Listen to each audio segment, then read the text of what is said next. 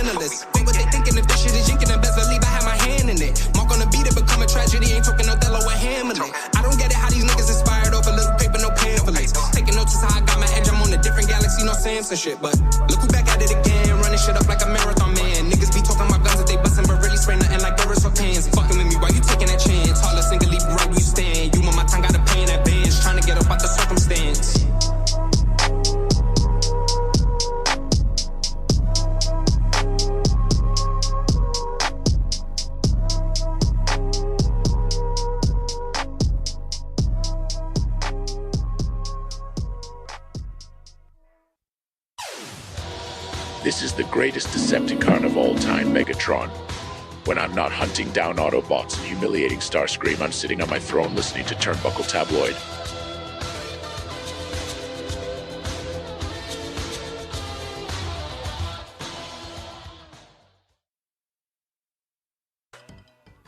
Live from New York, it's Turnbuckle Tabloid.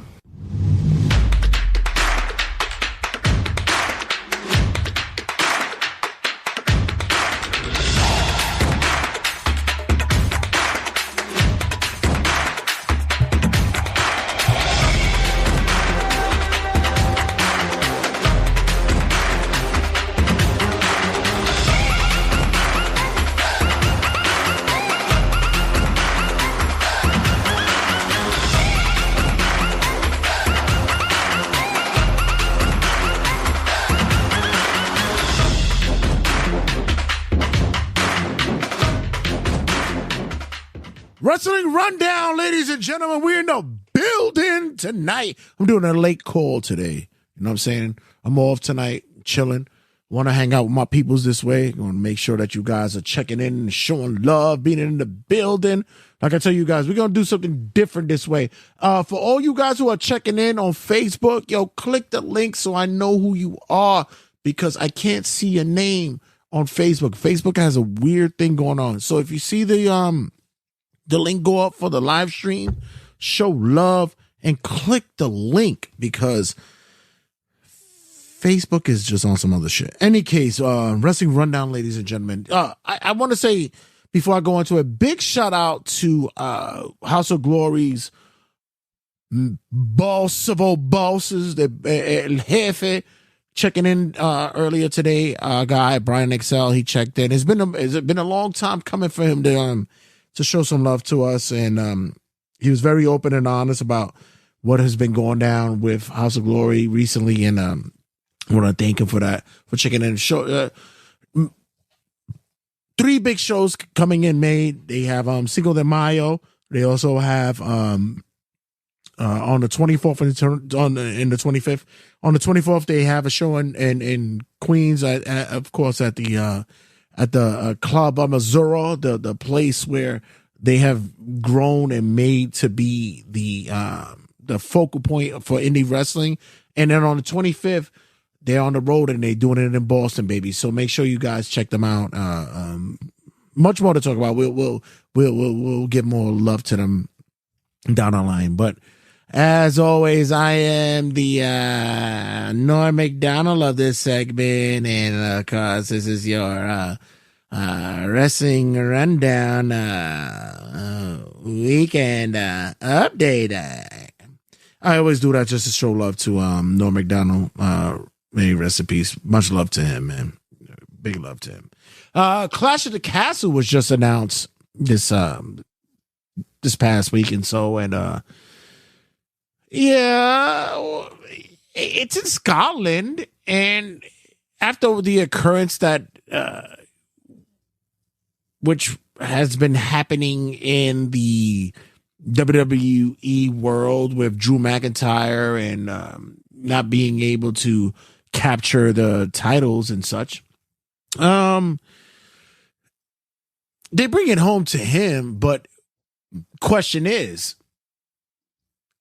the match a build-up for CM Punk, or a match for down the line? Maybe he captures the World Heavyweight title. So there's a lot that's going on there with that booking. I am intrigued because Drew has been on another level when it comes to his, not only his wrestling, but also his promos. His promos has been amazing. So I am so intrigued to see what turns out with the build-up for him. Also, there has been talks that still he has not signed the contract with WWE yet, that he's still on the other rim. So we shall see. Next up, I got a full list here. It's crazy what's going on here. Apparently with Drew Gulak, he's out. It looks like that. Yeah, those accusations that Ronda Rousey made about him, there's some water to it, or apparently that they're saying that, you know, they don't want anything to do with it. They anything that has to do with sexual allegations, they're moving away from it. I mean, I get it. I understand. I know. I get where they're coming from, but at the same time, it's like, is it going to be that he's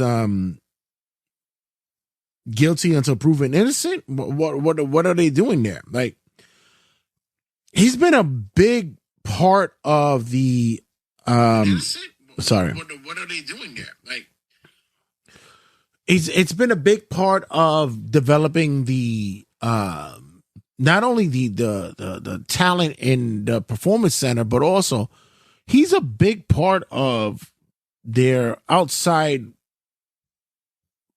parties in which, like the video game and 2K and such.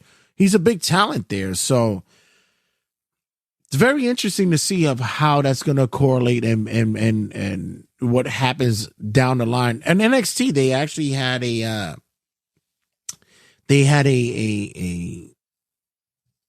angle in which that they erased him from the, I guess the faction that they had, and I'm like, yeah, but how long is that going to hold up for? So it's going to be interesting to see whether or not they're going to keep him around or I don't know, man. I'm still on the fence of what's going on with the whole Ronda Rousey thing, but we'll see.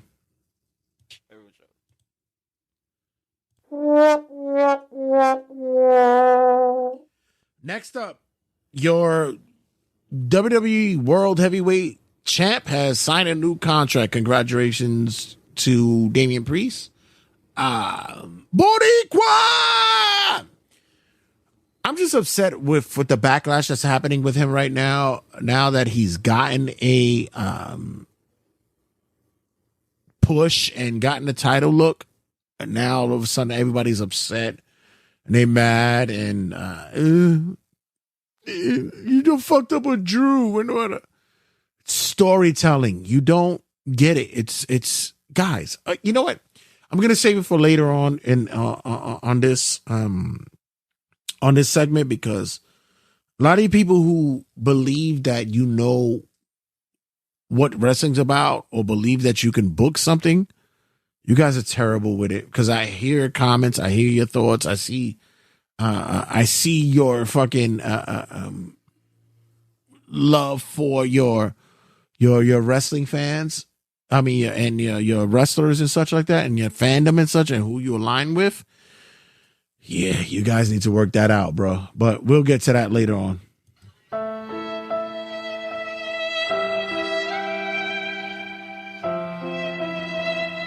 I know this is late, but the funniest shit that I heard during the WrestleMania weekend was that Sabu no-showed the Indie Wrestling Hall of Fame, and he took their fucking deposit. I'm not surprised. I'm really not. Sabu right now, he's just there for what it is, man. And he's with that. He's with all that smoke. So it's like, what are you going to do? And can't do shit with it, right? You ain't even half a dog. You just a little piece of shih tzu.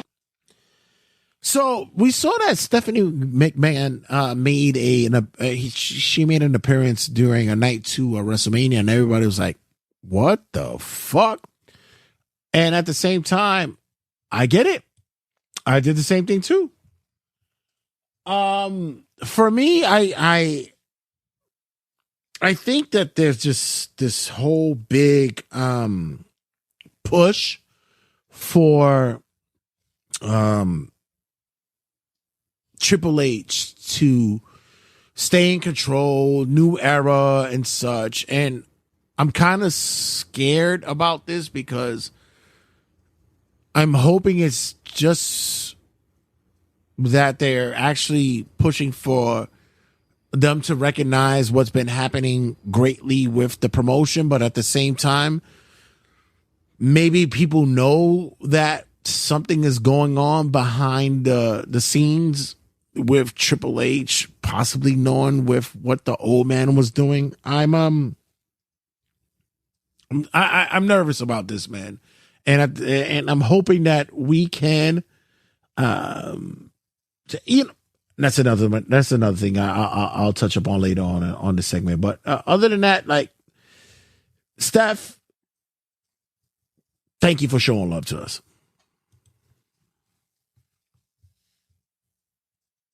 And if you're not down with that, then we've just got... Now can you dig that? Suck it. Did you see when Ospreay took a shot at Triple H? I'm not mad at that. A lot of people were upset with that, and I'm like, I'm not mad at it. In fact, I thought it was a good thing for them to do that. There's a certain level of promos that happen when it comes to throwing shots at the opposition, quote unquote, and as opposed to what stories occurred and such. And I'm like, I wasn't upset with what Ospreay said. Triple H had mentioned that there's certain wrestlers that come into the business and they want to have, and I'm paraphrasing, just a relaxed schedule. And that's not his his way of coming up, because he's an old school guy. He was a guy that was busting down 300 plus days on the road, and he felt as though that there's certain people that this day and age, they have a very lackadaisical feel of the business. And you know what? If that's the way he feels, that's the way he feels. But do I feel, my opinion, did they drop the ball on Ospreay? No. Honestly, I believe that Ospreay is where he's supposed to be at, and I'm cool with that, and he's good with that. I get that. But at the same time, I believe that would he have fit in that WWE their system? I don't know. I think maybe on down the line, not now, but maybe down the line, that in a couple of years he'll make that last run.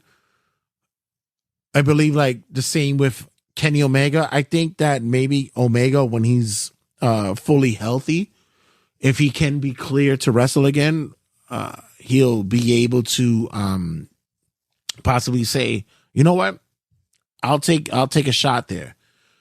But right now, no, it's Ospreay is good where he's at, and I'm okay with that. I believe that there's some that believe that, you know, the shots that he was throwing was like burning bridges, and I don't see that. I see that it was to show that, yo, I'm legit. You'll see me down the line. 18,000 people calling you an asshole. The reason why Stone Cold didn't make it to speak, and it was funny that I just hit that, and it was about Stone Cold. The reason why Stone Cold didn't make it to Mania, and everybody was sitting there talking about, oh my God, it'd have been a legit calling for him to have a face-off with Rock, was because apparently the money wasn't there. But at the same time, I think down the line, there's going to be something there that's going to pop, where even if it wasn't for that moment, there's going to be a reason for Stone Cold to pop up against or stand off with The Rock. The Undertaker thing was cool. I fucked with it. I thought it was a great spot. I thought it was cool. Shout out to Hank Flanagan, where he said that there's two individuals in the Rock's universe where they said that you can't son, and one is Stone Cold and the other one was Undertaker, and Undertaker's a guy that The Rock could never son. So I believe that it worked greatly for me. So it's okay that we could possibly see down the line that Stone Cold pops up. Once again, I don't know who, you know what? I'll tell you people, click the link. I don't know who you are. It could be a bunch of you people who calls Mook, but other than that,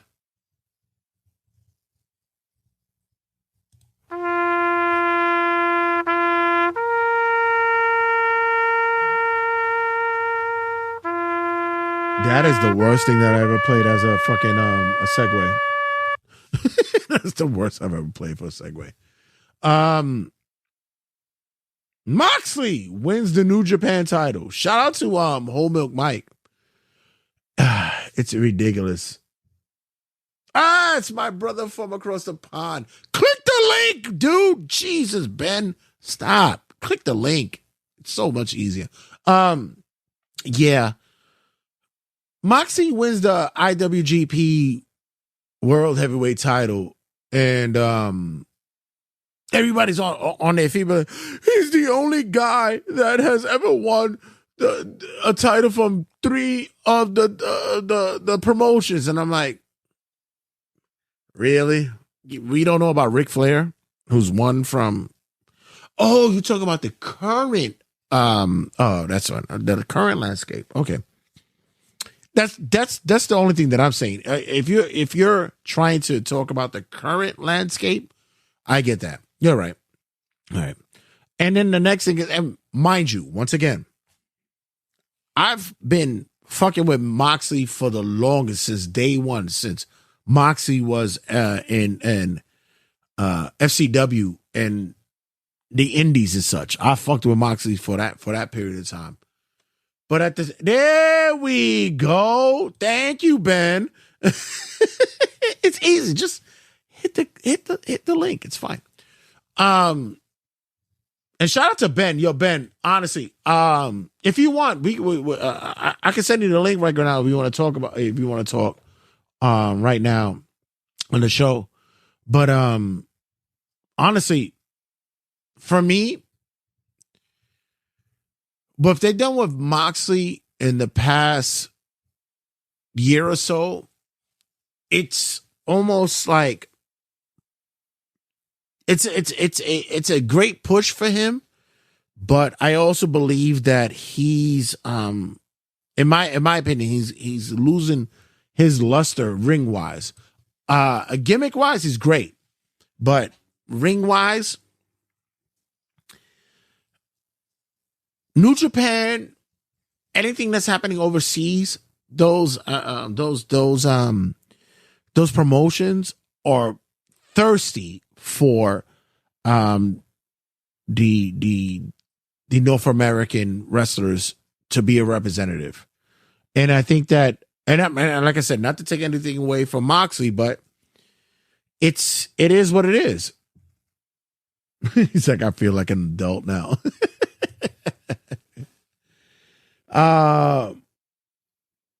It kills me that people don't understand what the business is right now.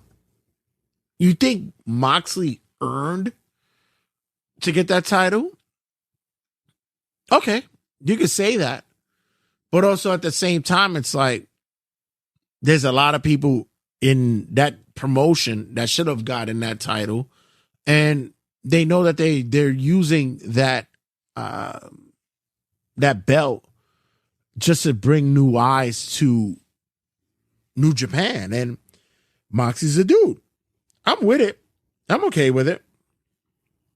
But yeah.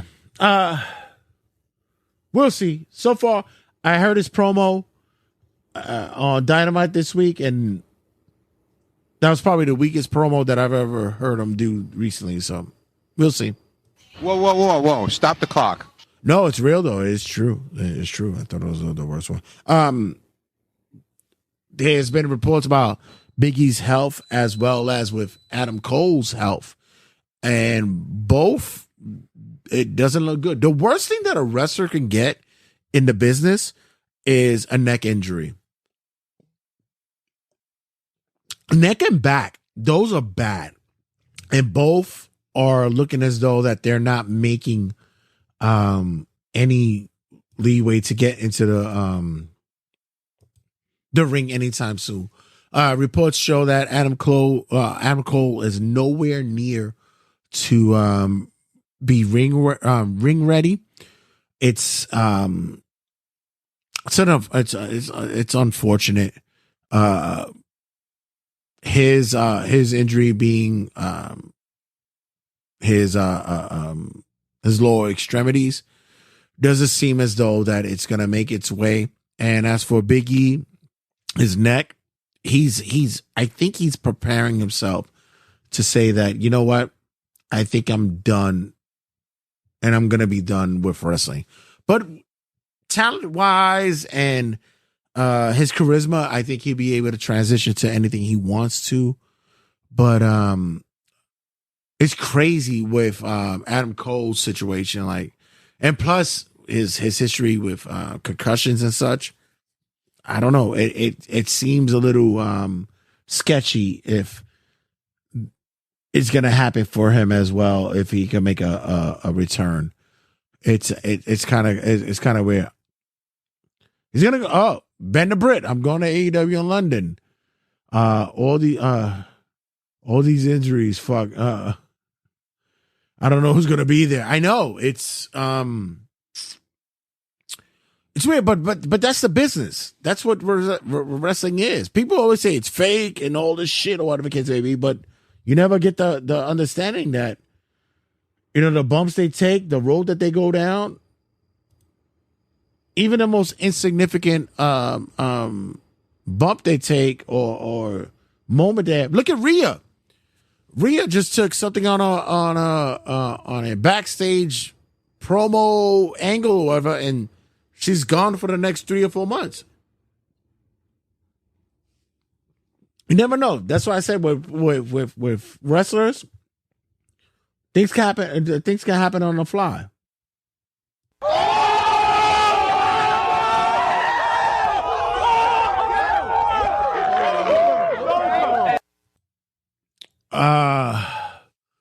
By the way, I went to watch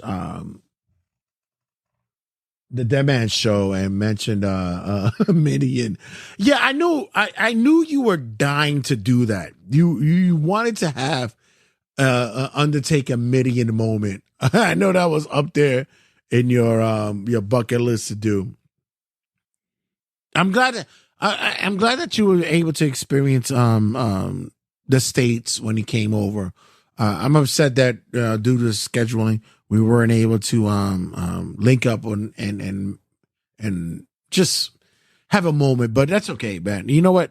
Later on down the line, it shall happen because, you know, the powers that be will make it happen. Plus, I want to make sure that you go out there and you're in your part of town and you represent TBT. Show some love. Next up, there's a new promotion, a new women's promotion that's occurring in the Japanese side. Mangold is happening, and Roshi Iwagawa is starting it up. It's crazy because after they pushed him out of Stardom, and there's the other powers that be who said that maybe or maybe not that AEW had something to do with that. It's whatever. And for me, I think that I don't know much about it, but what I know what it is now is if you can make connections, though the connections you can make to get it going. Julia was last seen, and as well as Rosie was seen at the last NXT PLE, and it goes to show that there's going to be a relationship there. And even if the Mangold promotion is going to be a part of a subsidiary of WWE, we shall see. But I know there's a lot of people who sat there and are believing that this is just WWE ready to swallow up a promotion out there. But why do that? Why have it to where that you could actually get, especially for the women, you could actually send your female wrestlers overseas to work that formula, that trait, and then bring them back to be more entertaining and more of a legit style. Why would you do that? Why would you not want to do that? But yeah, I digress. But at the same time, what the fuck is going on with my shirt? Hold on. God damn. Hold on. I believe that. Oh, hold on. Sorry, guys. I have a checklist on my phone, and I'm like, I guess it was picking up something else. Anyways, all right. So, with that being said, la la la.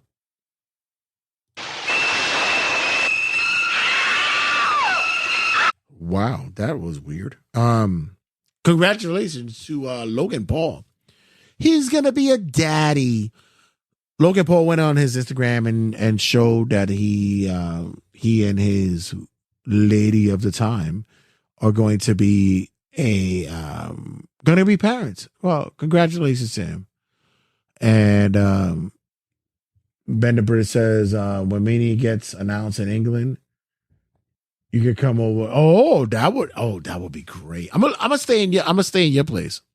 I might be a headache for a few, but you'll enjoy it. We'll work it out. That'll be great. We could have that going on. It'll be fun.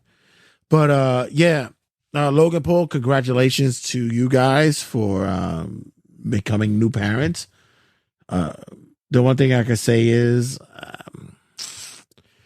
y'all got money, so y'all be good. But for me, other than that, fatherhood's a bitch. You better hope you don't get a girl because it's gonna be crazy.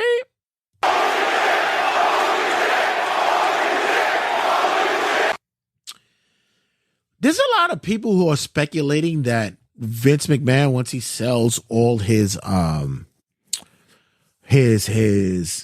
stocks and such, that he's gonna start a new promotion. And it goes inside to that the only people that he's having conversations with these days is John Cena and The Rock. And it was like, oh, they might start their own thing. They might start their own promotion. Guys, relax. It's not going to happen. First of all, if Cena and Rock would have even thought about having a deal with Vince McMahon to start their own promotion outside of WWE and such, that's a disaster.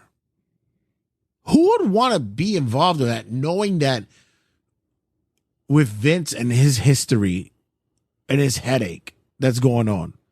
Why would they do that? Why would they be able to get wrestlers alone? Is it's going to be problematic. Business wise, no one else is going to probably tie into that. As in for their relationship, they have a long-standing relationship. Even the thought about it, the only two people that they're talking to is Rock and Cena. It's bullshit. It's bullshit. They just want to have two focals to throw allegations to. If something comes up later on and be like, well, Rock and Cena are still connected to him. Okay, whatever. But for there to be any thoughts about Vince starting his own promotion, he's going to be 80 soon. And to him to invest in something right now, to do that, he's walking out of this business a multi-level billionaire. Why would you want to even think about investing in something new? The landscape is clear right now. It's good. It's fine. Why would Vince want to throw competition to something that he already built? That WWE is his brainchild, his child, whatever you want to put it as. That's his livelihood. Why would you think that he would start a promotion to go against it, especially right now?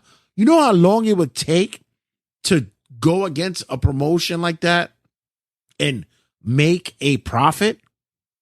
I think Vince is a little bit smarter in knowing that that's not a business savvy mood. I don't see that.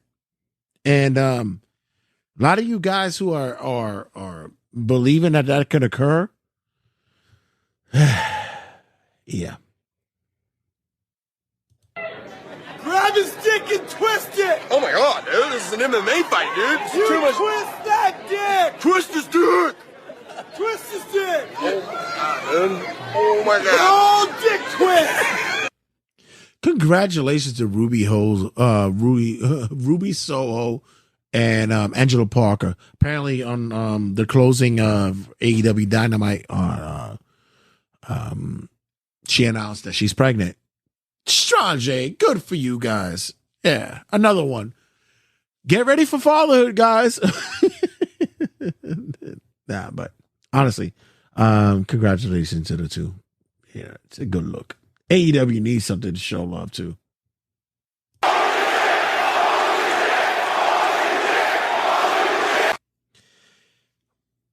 Did you hear the crazy shit with the Oklahoma government and their praise of what they're doing with how sports and such is with transgender or mixed matches? It's just saying, look, guys, look it up. I'm not going to sit there and give you the whole rundown of the case maybe, but apparently Oklahoma has given a statement to AEW to say that once if AEW comes back to Oklahoma and has a transgender wrestler fight, that's what it is, fight a person of their same gender that is deemed illegal. You got to be kidding me. It's I stopped being political here a long time ago because I didn't want to grandstand on everything that went on here about my thoughts and beliefs, but at the same time it's just like, you know what? Oklahoma, if I was AEW, I would tell Oklahoma, you know what? You're just not going to get my business. Outside of your regular sports would be college,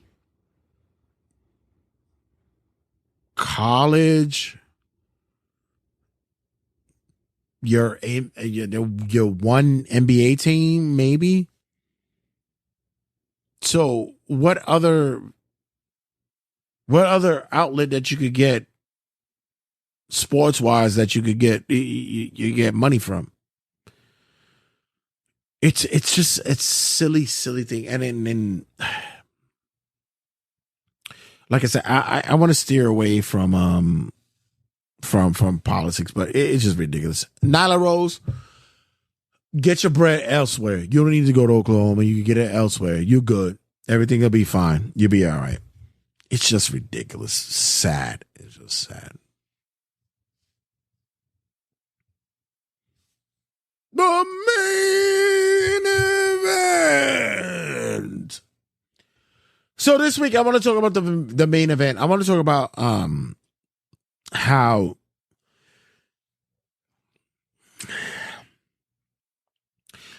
it's become an issue for me when wrestling fans, wrestling social media, wrestling on a spectrum in a whole, you guys are never fucking happy. It's ridiculous how you are not fucking happy.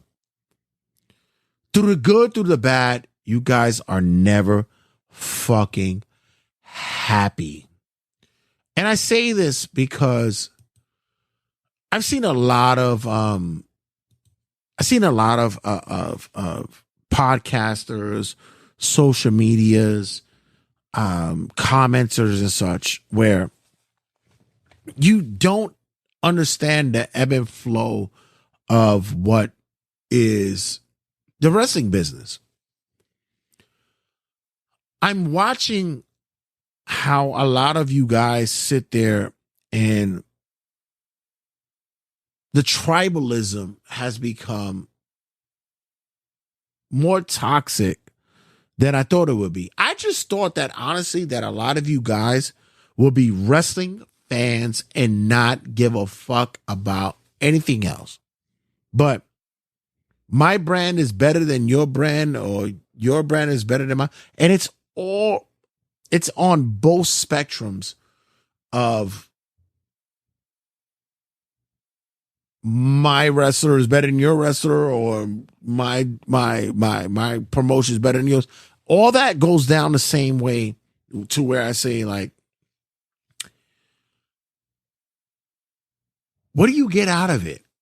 What's the outcome of you sharing the negativity?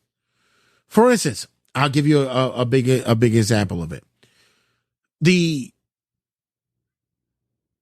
AEW haters who sit there and basically throw down the for me, the greatest WrestleMania event ever.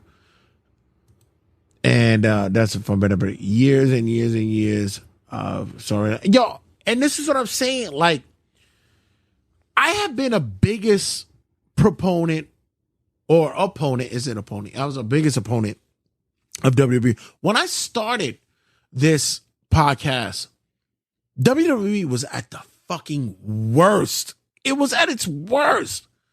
And I was one that sat there and tried, and I dug into the storylines, and I dug in what was going to be the best outcome. And 9 times out of 10, it was shit. But you always got those one glimpse of great moments, like the Daniel Bryan movement. You got the WrestleMania moment with Seth and Randy Orton. You got everything was so negative, and I bashed everything that you could go with. In this day and age right now, there's a new look to the company, and nobody who has been a fan for so long of WWE can really acknowledge the fact that there's a new light to this place. Everybody is so, you know, I can't say everybody, but for those who've been scorned for the longest time, it makes me laugh. I had done a segment on the show where when AEW came in, I acknowledged it as my new girlfriend. I was ready to fucking see what she can do and what she shares to the masses. And whether or not this is going to be a wrestling promotion that will change the landscape of the business. And I also said that, hey, maybe, just maybe, WWE can tickle my fancy and I'll cheat. But it didn't at the time when I did it. Now, you got to look at the weights and scales of what's happening right now. AEW right now, it's on the lowest. I don't give a fuck of what you guys believe because of what's happening with the CM Punk shit, what's happening with the releases, what's your thoughts about on how it's built on just the fandom that's their fandom. It's not good. You had a product right now that could have been far beyond that it was years ago, and possibly in contention. Assemble from YouTube, follow him because I follow him as well. He made a great statement where he said that AEW's competition is in WWE. Their competition is very much TNA. If TNA can get that audience that will give them, if you look up their ratings and such for a promotion that's in a network that hardly anybody has, they still put in a high 100,000s to like 200,000s. And their YouTube views are crazy. But at the same time, AEW believes that they're going to be the next WWE. Look at Bender Brent. TNA is far superior than AEW. But we don't know that because a lot of people can't see it. You guys overseas in England and Italy, wherever the fuck it is overseas, you guys see it more than we do because of what networks they run on. With us, we don't get to see it. It's crazy. Yeah, Uncle Dave Meltzer has been naughty and making lies about Phil Brooks. Naughty, but you know, I'm not even mad about what they did with CM Punk and their allegations and such with that. I said I'm a Punk mark since day one, but at the same time with me, I'm like, okay, at least I could call out when someone is wrong, and I could call out when someone makes mistakes. With the video that they just presented on their show, what was the point? You proved them right. And 9 times out of 10, with us as individuals or people who are in the business, even Kenny Omega, who just had a conversation about it on Twitch, he sat there and said, like, yeah, I get it. I get it. That's just what the business is. You know, it's insane to believe that, you know, wrestling fans, and I'm not just saying this to convey the masses to say, yo, just love wrestling. That's what you got to give. Nah, there's going to be a tribalism. But what pisses me off about this more is the fact that there's individuals out there in the spectrum of media and such who will sit there and discuss wrestling, but yet not believe that they're jaded, not believe that they don't have a party that they're siding with. The Meltzers, the Sean Ron Saps, the Brian Alvarez's, all you guys are mainstream. You guys can do whatever the fuck you want. But I'm talking about people on our level who sit there and believe that what you're telling your audience, what you're saying to your audience is that to be impartial. And it's not. You hear it. A lot of you guys are so pissed off that Vince is shit. Okay, Vince is gone. Well, Triple H knew about it. You don't know that. AEW, they don't know how to book Roz. Okay. But at the same time, you don't get the fact that if you're going to play the field, play the field. But don't sit there and act like you're oblivious to what your podcast or your media or what it is. Dude, just own it. Own the shit. TNA keeps simple, keep it simple no matter what. They do keep it simple. They do keep it simple. Vinnie Mac is gone, and enjoy the Levesque enterprise. And you know what? Even still, there's still hiccups there. But the fact with that is that everybody still wants to sit there and just because your favorite wrestler's not getting over, or just because it's a long time coming, you should have done that years ago. Well, it's happening now. Oh, let's look at AEW.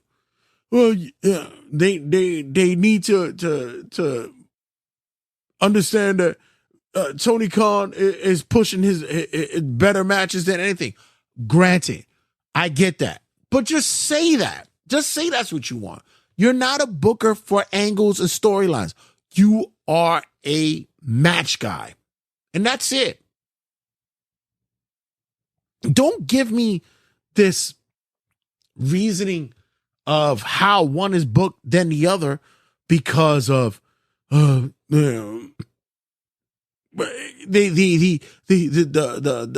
Yankees have a better ball club, so this is why I can't get it because they have more money, and this is why I can't book the way I book. No,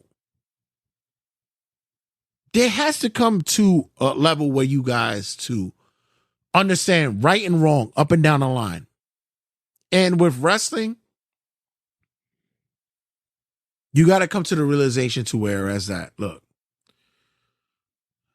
whatever entertains the crowd makes the better sense. And right now, like I said, there's levels to this shit. I have the post-pay-per-view conference with WWE, and they're learning that UFC and Triple H is honest and organized. And look, on one end of the spectrum, when it comes to WWE, their visuals, their presentations, their storylines have gotten much better. But do we still have to deal with the hangups and the hiccups of more talking and less wrestling? Yeah, we still got to deal with that shit. But that's their spectrum. In AEW, when you talk about are the matches better than where wrestlers wrestle? Sure, you get that. But when and how we get that? The pay-per-views is when you get it. The audience draws is when you're somewhere else. We get it. And that's where they bank their buck at. I get it. But at the same time, why would you want to have a downfall from one company to another? If me, as much as the goofy shit that's happening with AEW, I don't want them to fail because I want opportunities for wrestlers. I want opportunities for people in the back, be it producers, be it bookers, be it people who are in the administration or managerial position, be it people who are on the TV. You want those opportunities for them. I don't want them to fail. Same with WWE. I don't want to sit there and have talent who I believe should be better, and they're not doing better because of themselves or booking, whatever. But I also want to see that we progress as a wrestling promotion, as a wrestling community, as a wrestling family. Triple H said at Mania that listening to is gonna be the work. They're gonna work things out. It makes more people happy. And you know what? I say the same thing as well. Like, I'm not gonna say that everybody should be holding hands to say wrestling is wrestling, because if you don't like something, you're not gonna like something, and that's fine. But for me, it's, if you look at WWE and you look at it as like, well, you know, they should have done this years ago, or you're looking at it now because of who's in place and who's doing everything right now. And I'm like, okay, granted, it works.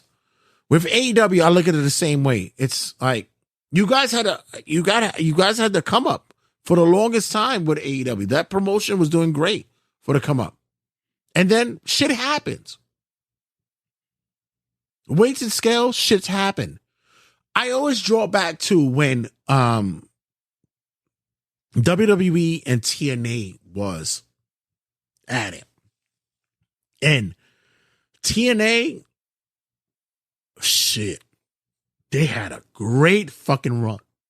What is it, like from 06 to like 2010, 2011? Had a fantastic run. And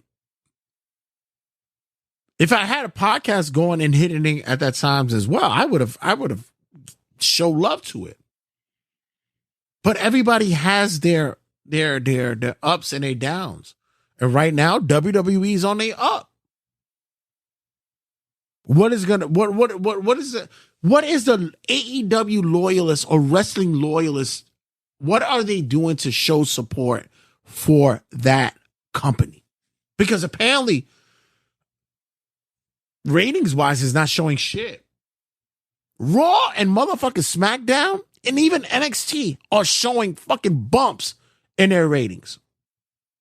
What are the AEW loyalists doing to bump that up? Bump up their viewerships. The X Division pissed anything that WWE was doing. Hell yeah. That division alone was killing it. But they also, regardless of what you said about the WWE stragglers who went over there with the main event mafia and all that, they still made something happen. We got Edge, Adam Copeland in AEW right now. He's got their TNT title, and what? I was just watching Dynamite this past week. They made it clear that they did not want to show the opposite end of their arena. They made it clear that they were showing everything lower than the upper tier. They know it's bad. They know it. And when you, as a viewer, know that there's a diminishing audience, then you know that there's problems. But I say this to close it out. I have to say is that AJ versus Christopher, Danny, Samoa Joe, and Ultimate. Of course, there's no argument. But where is that happening these days? We're not doing that anymore.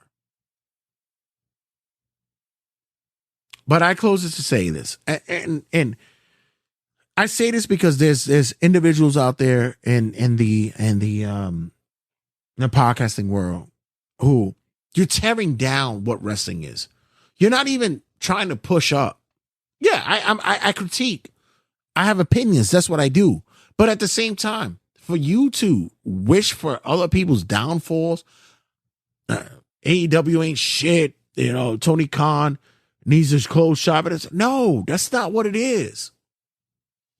Triple H needs to be taken away because he knew what Vince McMahon was. It's like, how the fuck you know that?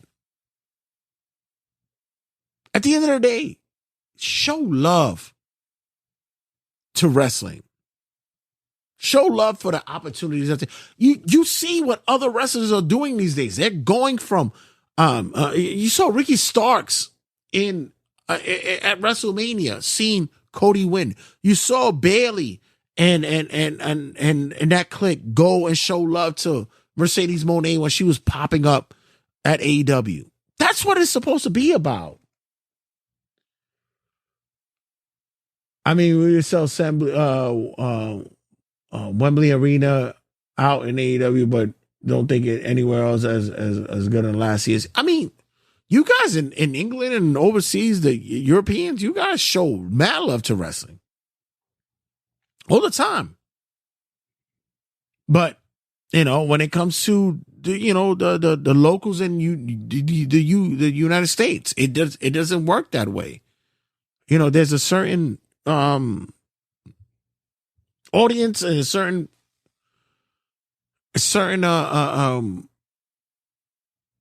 way in which wrestling is sold over here.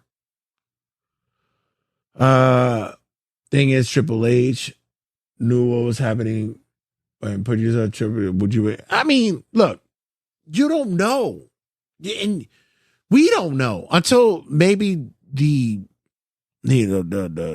court proceedings and the writings occur. We don't know. But as of right now, let's embrace what's happening right now. Let's take to heed what's happening right now on all wrestling outlets and just have it run.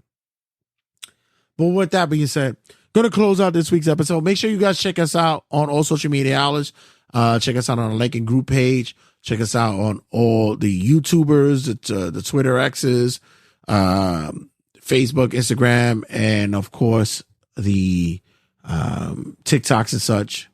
Just gonna make sure that you guys show us up. I'm gonna do a lot more. Like I said, I'm jumping on more of the social medias. I want to hear you guys, and thank you for Ben the Brett for checking in on this late night tip. I know this is probably like shit. Yeah, shit. You're like 2 o'clock in the morning over there, bro. 3 o'clock in the morning. But at the same time, thank you for checking in with us and much, much more. Guys, don't go anywhere. Stick around.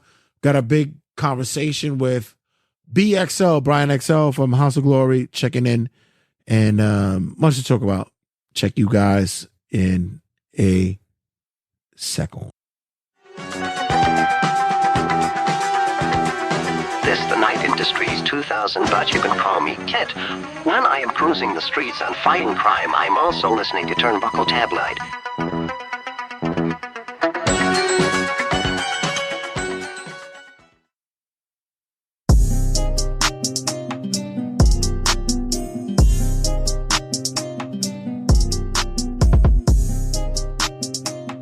Surprise, surprise, surprise. Wow.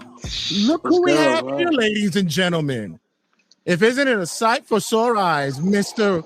Boss himself, Brian XL, finally presents himself after years in the making to make a return to Turnbuckle Tabloid. Strong day, sir. Strong. This is my home, man. This is my home.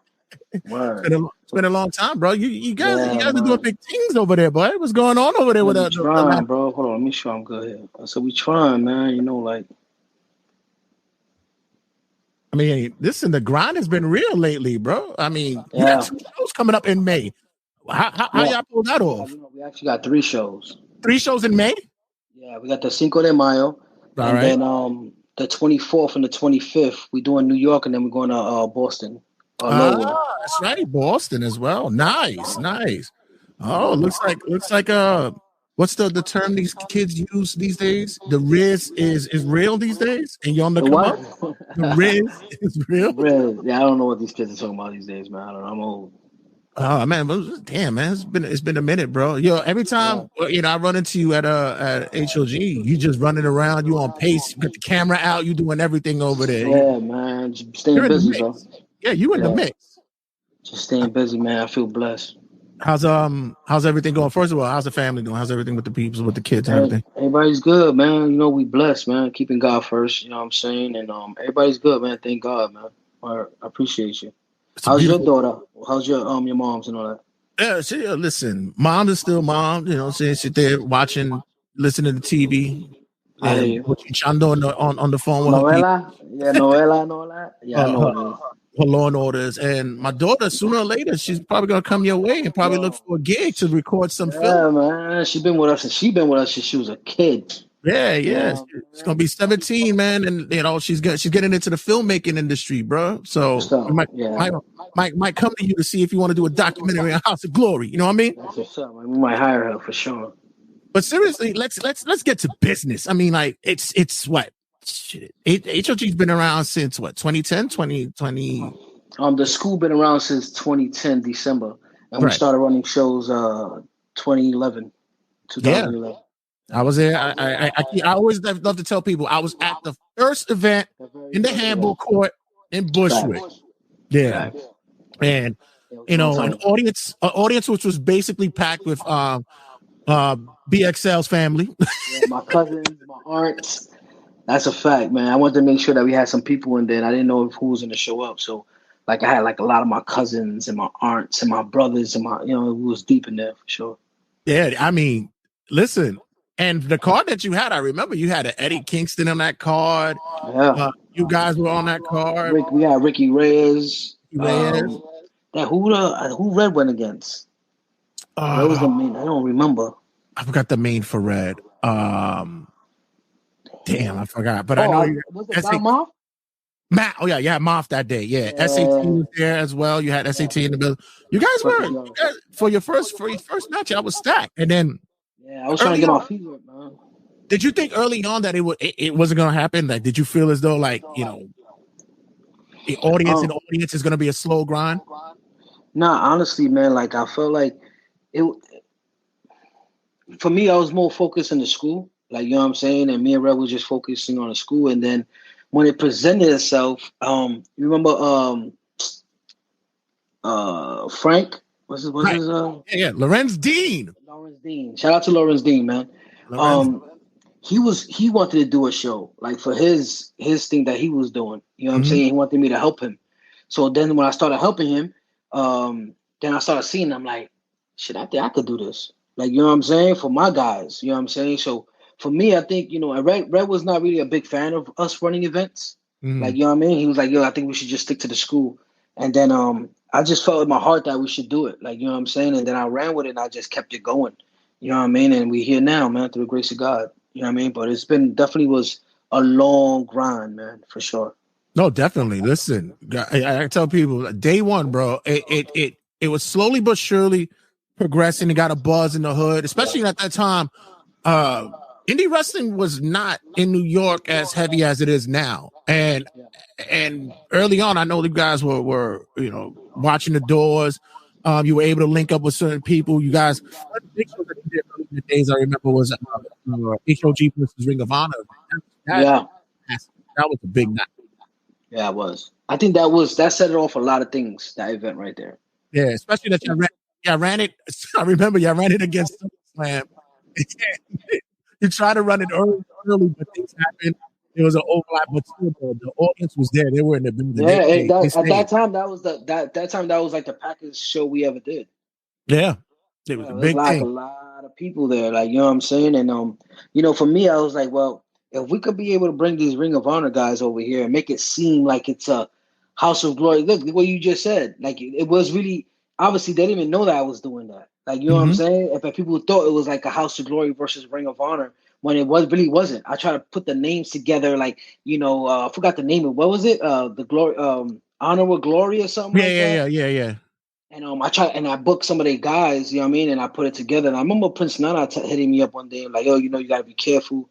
When we start announcing the show, he's like, you don't want Ring of Honor to think that this is what you're trying to do, like, you know what I'm saying." And at the end of the day, that's what I was trying to do.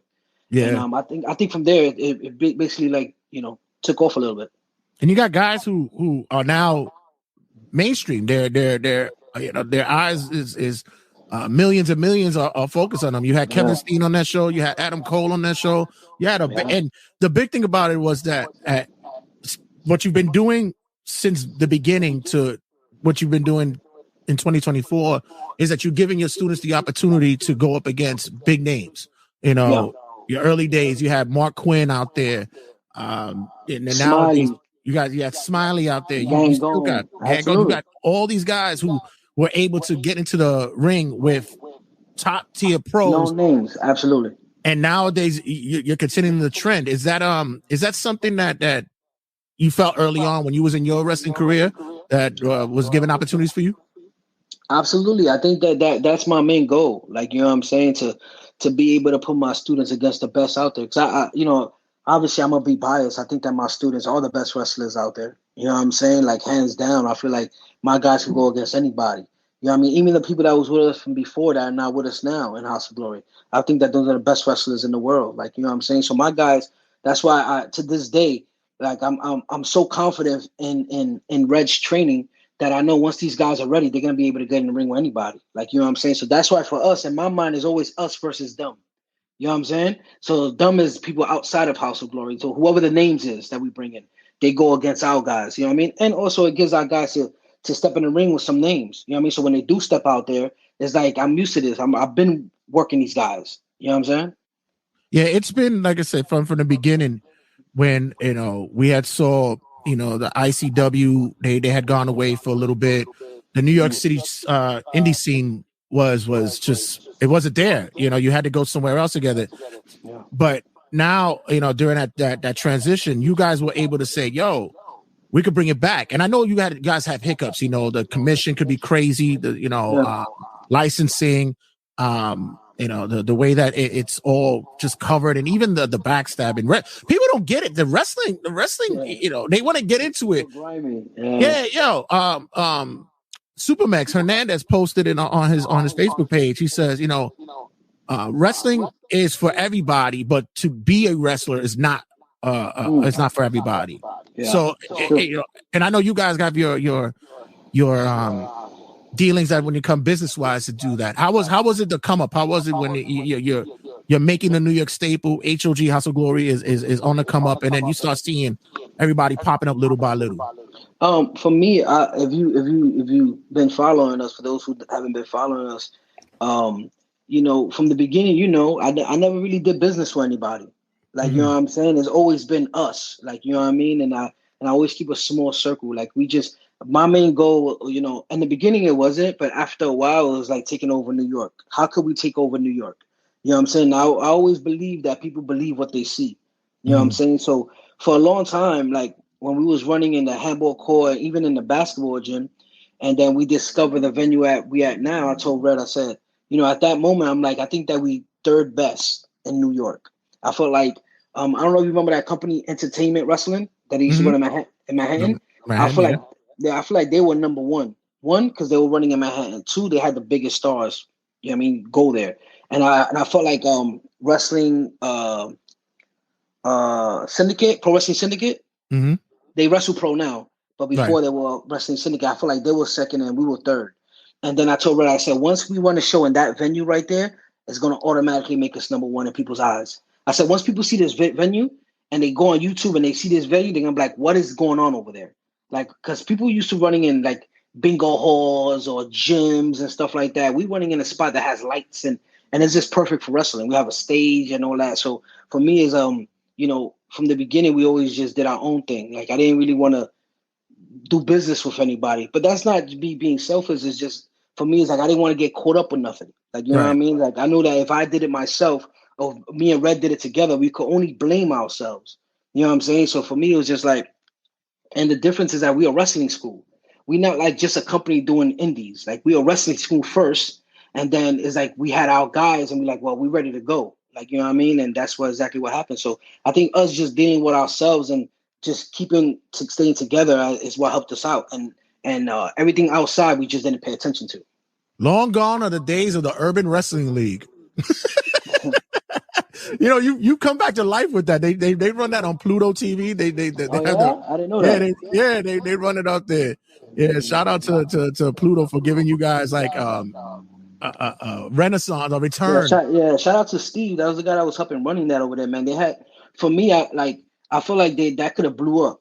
You know what I'm saying? I think that if they had the right people running that, it would have blew up, man. It would, and I say it to this day, man. Like, for me, it's just like there's different things that you could do in wrestling that you could be able to stand out. You know what I mean? And obviously, for me, I'm still working on that. You know what I mean? I have different ideas and stuff like that. So, but that was one of the ideas right there. I feel like hip hop is huge. You know what I mean? To this day, you see people. You see the GCW, the culture event they do every year. You know what I mean? That's all hip hop stuff. Like, you know what I'm saying? And even with me with the Master P situation and me bringing rappers and stuff like that, and now Fourth Rope is coming. Like, you know what I mean? I'm gonna be a part of that with Westside Gunn.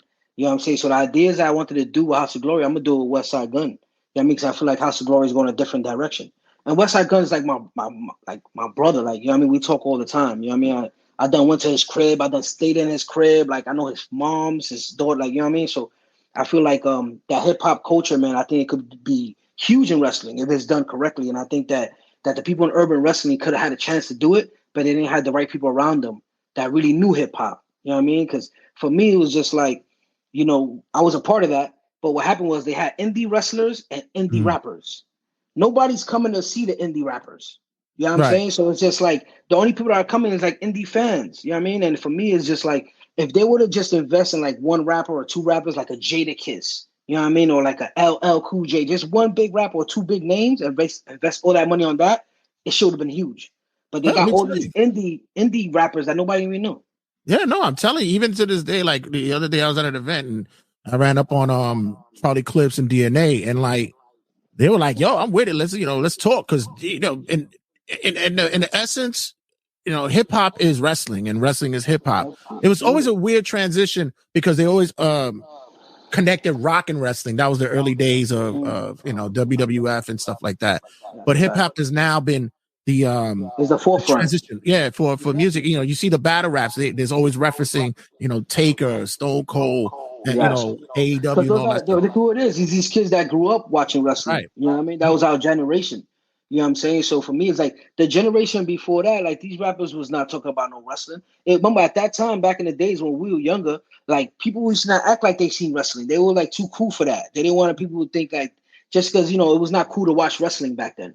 Right. You know what I'm saying? Especially in the rap culture, it was about jail and guns and stuff like that. Now these kids that grew up in our era, they watch wrestling and they don't got no hair in their tongue. They're like, yeah, like Undertaker, Hogan, like, you know what I mean? Because they know everybody, they love it and they passionate about it. Like, you know what I'm saying? So it's definitely different now. So we talk about how you brought in the school first, and then the shows were running. You had the events that were happening, and even to this day, you still find time to give students their time to shine. You still run your student shows as well. You're giving them the opportunities and such like that to work on their craft. I even seen you pull a student to the side and tell them, "Yo, you got the tools, but we gotta work on the gimmick. You gotta do something." You're still hands on in it. Absolutely. That's everything for me. You know what I'm saying? For me, it's like, I'm gonna be honest with you, bro. Like, for me, is like, you know, there's a lot. If you talk to my students, right, the people that train, ask them, besides obviously Private Party, because they in AEW now, but even Private Party, like, you know what I'm saying? Like Isaiah from Private Party, his favorite wrestler was Jeff Hardy. You know what I'm saying? So when Isaiah Cassidy came into House of Glory, he was like 14 years old. Yeah. You know what I mean? And he used to have like the Star King, like he was a huge Jeff Hardy fan. You know what I'm saying? And I remember back then that I spoke to his father, right? And his father was telling me all this. Oh, he got posters of Jeff Hardy in his room and stuff like that. And I told his father back then, I said, if I get an opportunity, I'm gonna have him in the ring with Jeff Hardy. That's who he loves. And it's crazy. This was back then when we was like doing nothing, like real small shows. And look, I spoke it to existence. And then we surprised him and we gave them the Hardy Boys twice. You know what I'm saying? So to this day, he brings that up. You know what I mean? So for me, it's just like, if you speak to a lot of my students and you ask them, who was their favorite match? 90% will probably say it was a House of Glory. You know what I mean? Because I try to, for me, that's why I do it for. You know what I mean? For them to wrestle the best wrestlers or their favorite wrestlers if I can. Like even Red, look at Red. Red wrestled Rey Mysterio Jr. Yeah, like, I remember that. Yeah, when we were younger, that's what everybody compared Red to Rey Mysterio Jr. Like, it's crazy because I sold my car. I had a Range Rover. I sold my car to make that match happen. Like, you know what I'm saying? And people don't know that. Like, for me, it's like that's what I do it for my guys to be able to succeed. And even if they don't make it to WWE or AEW, they could feel like they made it if they're wrestling in House of Glory because they done wrestled everybody. You know and what it's I'm saying? crazy because you guys didn't release that footage for years, man. That was a long time. Like, it was one of those things that you had to be there to get that moment, to capture it. You guys held on to that video for a long time. And honestly, that's my fault. Like, you know what I mean? Like, for me, it's like I hold on to so much footage. You know what I mean? And it's just like, because to be honest with you, I was always so focused on the next event. I didn't care about footage or, you know what I mean, none of that stuff, or YouTube or none of that stuff. I was always focused on the next event, making the show even bigger, bringing in the biggest names. That's all I cared about. Like, you know what I mean? When I should have been trying to care about also the footage, because that's super important for later on. Like, you know, especially for like YouTube and the library of House of Glory. Like, I started looking at stuff like that late when I should have been always thought about that. Like, you know what I mean? So now I'm balancing it out and doing things smarter this time around. So now you're discussing your growth, where it was from day one to where it is now. Yeah. Has it become easier? Are we still, feeling that we're grinding? Are we still feeling as though that, you're never settled? That's one thing. You're never going to settle. No, but, is this where you thought about it 10, 12 years ago? Like, okay, now we get to see some profit. Now we see the running going. Yeah, no, we definitely making profit now. We didn't make profit for most of the time. Like, it was like just always. You sold your car for this thing, like crazy. Yeah, no, of course. I was in all the way. Like, you know what I'm saying? I always I was putting this before anything, with wrestling. Like, you know what I mean? And I thank God that I have the wife I had, that she was patient. She understood, you know what I'm saying? And everything was about House of Glory. Like, you know what I'm saying? So for me, it's just like, now we doing, and it's obviously it's easier now. Back then I'm a kid from Brooklyn, man. I grew up with having nothing. Like, literally, like, I didn't have nothing, a pot to piss in. And if people heard my story, they wouldn't even believe it. Like, you know what I'm saying? Like, so for me, it's just like, I was just learning on my own, because I'm not going to call nobody for who I'm going to call. Right. There's nobody to call to be able to give me information to be a promoter. Like, you know what I'm saying? So I had to learn on my own. Like, you know what I'm saying? And I did learn on my own. Like, you know what I'm saying? And it's just like, and it's a good thing, man. I love it. Like, I'm a promoter. I got my promoter's license now. Like, I couldn't have it before because I had felonies. But I got my lawyer. I went to court. I did a whole process just to be able to have my promoter's license, because I know that this is what I want to do. What else I'm going to do? Like, you want me to go back to the streets? No, I'm giving everything for this. You know what I'm saying? Like, I'm sacrificing a lot. You know what I mean? So for me, it's just like, this is all I got right now. Like, you know what I'm saying? And so obviously, I got my promoter's license and things are easier now. Just because before I didn't know, I was just learning. Like, you know what I mean? Like even with relationships and stuff like that, were in wrestling. Like, you know what I mean? Sometimes people, you say something the wrong way and people will take it another way. Like, you know what I mean? People are just so sensitive. You know what I mean? And for me, it's just like it's a blessing, man. Like I love the opportunity that God's given me, and I'm excited for the future. Yeah, like I said, it's a growth. And honestly, it went from a kid with the cornrow braids and then going in the ring. Now, we can see the measure that it takes for an individual to put the grind in to put in. I always tell people, I said, Brian and I have a love-hate relationship. I said, we peoples, but we have a love-hate relationship because at the same time, I'm probably one of the rarest and fewest people that like we say in Spanish, yo lo diga la verdad. I'll keep it a buck with you. And if there's something, and for me, and I agree with you. You do keep it a buck with me, and a lot of people, for me, it's just I don't even give people the time of day. Not no disrespectful, it's respectfully, like you know what I mean. So for me, it's like this is why I'm on it. When you see me, like now, I'm doing like little podcasts here and there and stuff like that. But for a lot of years, I only did your stuff. Like you know what I'm saying, and the reason I did that is because you was day one for real. You was at that first show. And that for me, that's loyalty. Like, you know what I'm saying? You've been like how I'm not gonna you know what I'm saying? How I'm not gonna do your show. Whatever you need me to do, I'm gonna be there. Just because of things that you have done for me, just supporting the brand. And to this day you support the brand. Like, you know what I'm saying? So for me, it's just like I'll do this all day with you. Like, yeah, you know man, I bring masses. Like the section that you usually see me in the building when I'm there, that's a Turnbuckle Tabloid section. Now everybody want to be there. That nobody wanted to be there. You're right about that. You're right about that. You made that. That's like when people come out, they gotta worry about that section right there because y'all wilding out right there. That's a fact.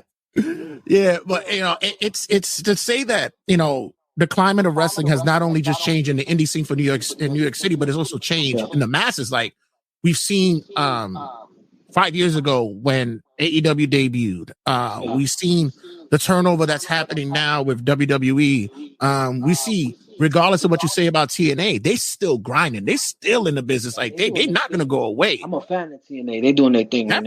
Definitely. So, how do you think that still translates to what's going on with your students? What they're looking to do? What's their next move on the scene? Honestly, I think that they can only answer that. You know what I'm saying? For me, it's just like I would just, me and Red would just give you the tools that you need to get there. You know what I'm saying? So for me, it's just I can't promise you AEW, I can't promise you WWE or TNA, and if I can, all my guys will be signed already. Like I said before, these guys are the best wrestlers in the world, man. And I really genuinely mean that. Like, you know what I'm saying? But then it's just like you really learn in this business is who you know. You know what I'm saying? It's just, and every business, like, you know what I mean? It's really who you know. And obviously, if you got a buzz also, like, you know what I'm saying? If you got a buzz and you killing the indies, then it's undeniable. You're going to get that phone call. Like, you know what I'm saying? So for me, it's just keep grinding with my guys, man. If they don't get signed, shit, I'll keep them. You know what I mean? Because House of Glory is not just me and Red. That's impossible.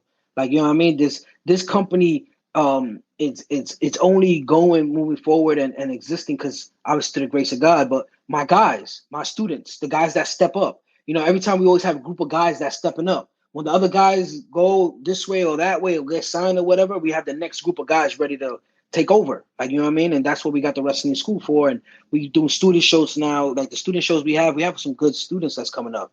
They going to be the next guys up to take over the whole Hog brand. Like, you know what I'm saying? So we just keep going, man. Yeah, it's crazy because like I said, being there from day one, you saw the first generation of talent that went through, the potential, then the rollovers, and then you got up to what you got now. Ken Broadway, he's on that peripheral. You got Mason, who's is touching on the peripheral as well. You guys main event, definitely. You got you have Private Party made it up there. Montequilla, like all these guys, man. It's all my guys are ill, man. It's beautiful. It's a blessing that you guys have been able to do that, keep it strong. How has been the recruitment? Well, not even recruitment, because you guys are recruit. You guys sit there and they come to you. Now I got people who hit me up and like, yo, can you get me a conversation with Brian or whatever? Like, nah, just go to the school, fam. How's that been going? What you mean, like to sign up for the school or to be on the show? Yeah. Because I know you have your days, your where you had the tryouts and stuff like that, or people come in and how's it been running for you guys? It goes good, man. We get emails every day. Like we really do get emails every day of people asking a lot of questions and want to sign up. You know what I mean? So we just been blessed, man. Like, you know what I mean? Like God's really been blessing us, man. Like, you know what I mean? And this is what me and Red do full time. You know what I mean? We don't got no outside jobs, and it's been like that for a long time. You know what I'm saying? So it's been good, man. We have a lot of students, and students are signing up every day, man. So it's just a blessing. Yeah. So you guys gave your last run. Well, not, I don't know if it's your last one, but last year the Bookers had a run. Yeah, man. How was that for you? Because you was out of the ring for a little bit. You know, you was a little bit out there. How was it to get back in there to do that? I'm gonna be honest with you, man. Like, you know, my best moments, and obviously, I used to wrestle back in the days.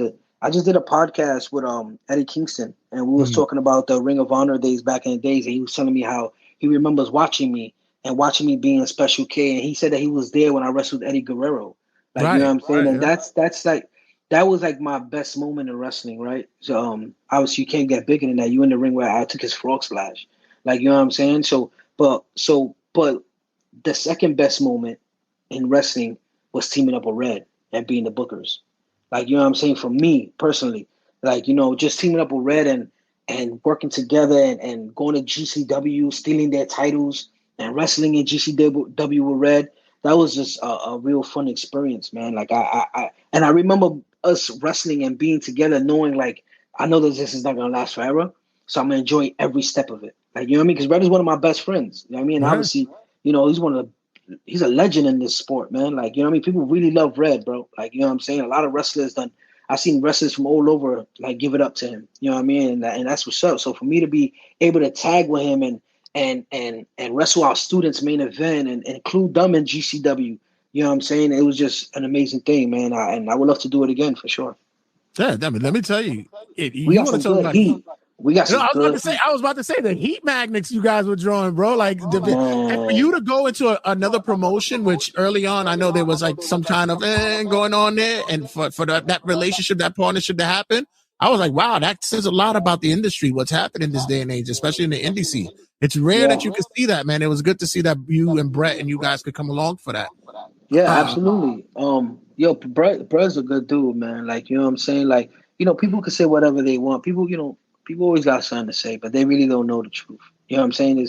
There's always three sides in the story. You know what I'm saying? And for me, it's just like, I'll do business with anybody that wants to do business with me, if it has to make sense for both sides. You know what I'm saying? Like, we did a show with TNA before. Like, you know what I mean? We did a show in Canada before. Now then we worked with GCW. Now we just did a show in Philadelphia. Well, Revolver. Right? Yeah. You know what I'm saying? And Sammy's my dude. Like, I'm cool. Sammy's a good dude, man. Like, he gives me a lot of advice. You know what I mean? Like, because he's doing his thing with his company. You know what I mean? And obviously House of Glory been doing, was there before that, but still, like, the things that he tells me, he's like, House of Glory's here, bro. Like, you gotta go out there and travel and do your thing. And I felt like we should have done that a long time ago. Like, start doing Philly and Boston and wherever and start traveling. But I was just so content with like New York. Like, you know what I'm saying? Just being home and putting on the best shows for the New York area, like for, our peoples. You know what I mean? But now it's gonna be a different time now. Now we're gonna go out there and test the waters. Yeah, shout out to Sammy Callahan. Sammy Callahan was another one from day one. It was an HOG guy that came day one. Day one. Sammy and I have a cool history. I actually still have my sign, which he tore up at an HOG show years ago. Yeah, he get cursed to my son. My son right now is 13. He cursed my son out when he was like 3 years old, 4 years old, when I was wrestling in the ring. Remember? I was in the ring. He said, "That's your son." That's my son. He said, "I'm gonna kick this shit out of him." I was like, "Oh, that's my dude, man." Sammy, his mind for wrestling is just amazing. It's crazy. Yeah, even at the TNA HOG event, he took my puppet and kicked it across the arena. Yo, the dude is ill. Sammy's my dude, man. Yeah, man. But what do you look at the landscape of mainstream wrestling this day and age? How it's, and remember, we just said it early on that back in the days you couldn't say that you was a wrestling fan because everybody thought like you were weirdo and shit. And now, what do you think of how the landscape of wrestling is now? I love it, man. It's great, bro. Like, it's a lot of great things. AEW coming on the scene and stuff like it changed a lot of things. You know what I'm saying? At first it hurted like independent companies, you know what I'm saying, just because all the guys that we were using end up leaving. Like, you know what I'm saying? Like, if you think about it, our whole tag division was gone in a split second. Right. You know what I'm saying? The Lucha Bros were our tag team champions. Then we had Santana or Ortiz that were our champs too. And then we had Private Party. Like, you know what I mean? So those three teams right there were gone in a second. You know what I mean? So I think, I just, I thank God Tony Khan lets his guys do indies. Like, you know what I'm saying? And because it still helps people. You know what I mean? So I think that's super important. I don't watch wrestling the way I should, and I'm gonna start watching it now, like WWE and AEW and TNA, and you know what I mean, just to because I have a lot of plans on doing different things, and I need to be able to watch that to know what's going on. You know what I'm saying? But yeah, I'm excited, man. There's a lot of companies doing their thing, man, especially in the indies right now. Like, you know what I mean? You see the GCWs, the Revolvers, and you know what I mean, and Defy. There's just so many indie companies that's really killing it right now. Like, you know what I'm saying? So it's good for wrestling. It's good for business. Like, you know what I'm saying? It's real good for business, man. Like, especially if this is what you do and this is how you get your bread and butter, it's amazing. Yeah, it's crazy because I always tell people when they ask me if I know about certain individuals or if I've ever seen them, I always say, yo, Swerve, first time I saw him was in HOG years ago. It's crazy you say that because I just seen a picture on the HOG page, I think it was on Facebook, and it was from like 2012. He don't even look the same. No. Like, you know what I'm saying? He don't even look the same. He's like a different person. He was thinner. Man. He didn't even have the shape like that. He was nothing. Short hair. Like, he just looked like a completely different kid. And it's crazy because I had forgot about that. And then when it popped up on my feed, I'm like, oh shit, they had like in 2012, a long time ago. Yeah, even the Young Bucks. You had the Bucks. Yeah, you had the Bucks. You had Ricochet go through there. EC3, the NWA champ. You had guys who went through the HOG, man, early on, man, and it's a testament to the commitment that you guys had, because as Jay would say, grand opening, grand closing. A lot that happens to a lot of indie promotions, man, but you guys have been consistent. But it's good. It's good to say that, that you want to get back into watching a little bit of a wrestling show, because we've had conversations where I think we need to get you back a little bit more on Turnbuckle Tabloid. So I think I have an idea for Ask the Promoter. I'm going to do a segment called Ask the Promoter. I would do a hot take with you to see how it would be. How would you book this or promote this? Oh, okay. What, you want to do that every week, or are you doing that now? No, we could do it like every week, every other week. We can set something up, because I know I see you now. You're promoting Wrestling is Life from a guy who really is not big on talking, and which I can say I have to say that I did help with getting you a little bit out of your shell to help you talk a little freely. You did.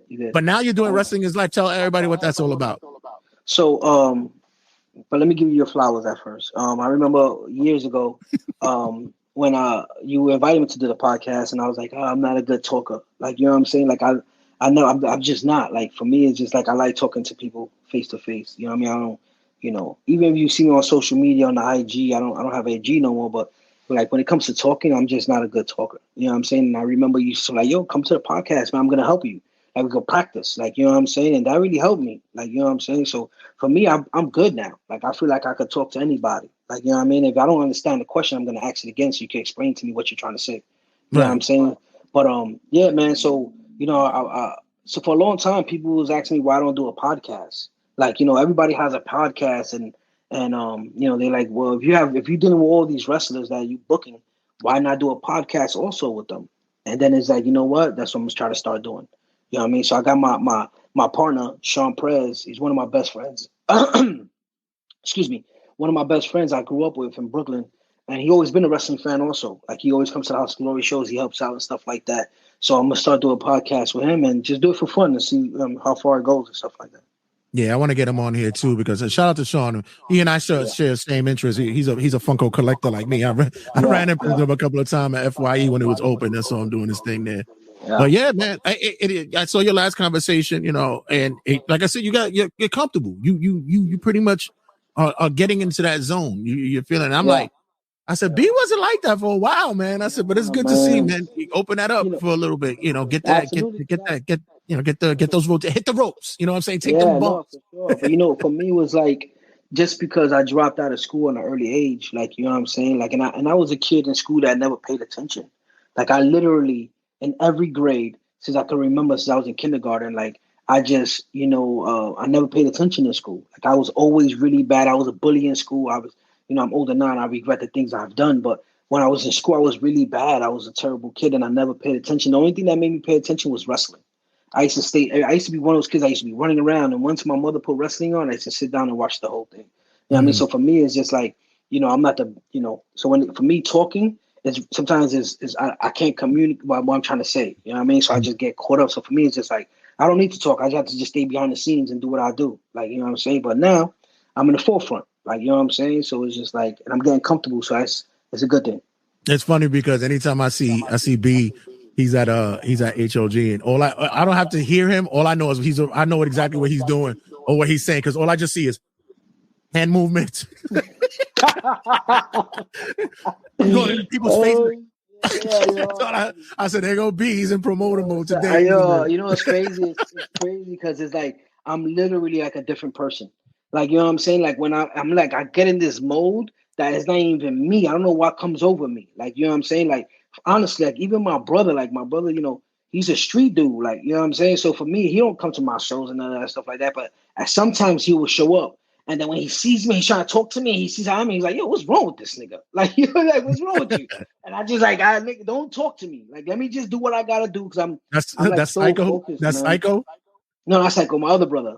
Oh, Psycho don't bother me. Psycho's just like standing there looking around, making sure nothing pops off. Like, anytime he sees like an altercation, he runs over there. He looks around. Like, no, he's more calm. Like, you know what I mean? He's just like, he likes to react. But my other brother was just like, yo, what's up? Like.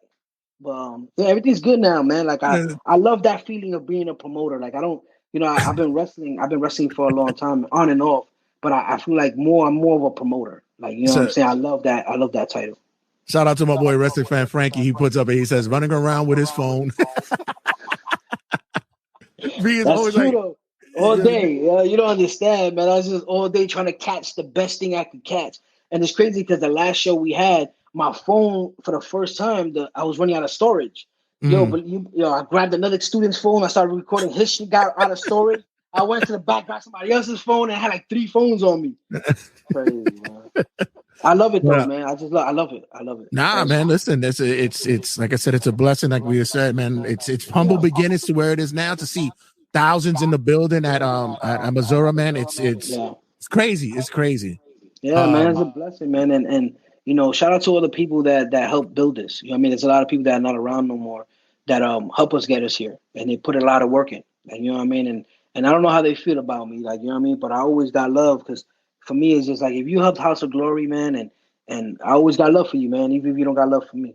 You know what I'm saying? I'm just happy to be here, and God changed my life, and me having this company is a blessing, man, because I don't know where I'll be, honestly, if I didn't have it. Yeah, wrestling fan Frankie, he says it himself, and he's another one that's in the Turnbuckle Tabloid section in the building. It's like, God bless, looking forward to Cinco de Mayo show. I'll be there with my nephew. So, that's what's up. Yeah, I'm telling you, I'm saying it's still growing and it's still there. You guys are still cranking it out, but I know you busy. And we're going to sit there and we're going to set something up because I said I got big things for us to do later on in life. And as always, B will always sit there and say this shit and then blow me off later on down the line. That's cool. No. I like that segment you just said. I think that's a dope idea. Especially now that I'm going to start watching wrestling. I think for me, it's like, I like doing stuff like this. Like, you know what I mean? The other day when me and you was talking, I'm like, yo, I'm cool to do this, even if it's for a few minutes a week. So if we can have that segment, I'm 100% in. Check out HOGwrestling.net for their upcoming shows. You got Cinco de Mayo, 5 p.m. start time at Club of Missouri. You can make sure you check it out there. Yo, it's going to be a packed house. If you think that it's not going to be, it will be. There's going to be a lot of partying going on down there, as well as at Club of Missouri on May 24th. There's going to be a big show that night as well.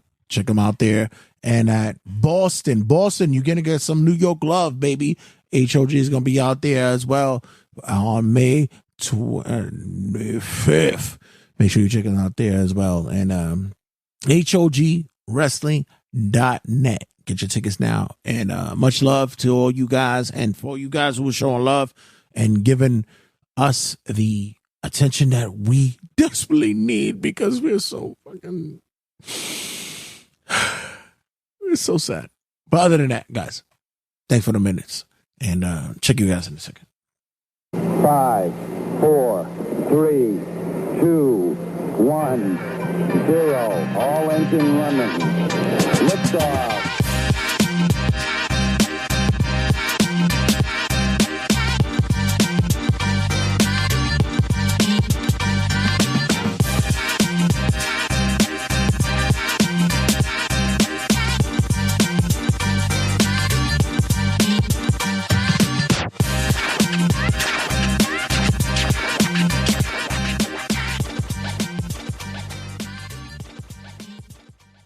Turnbuckle Tabloid.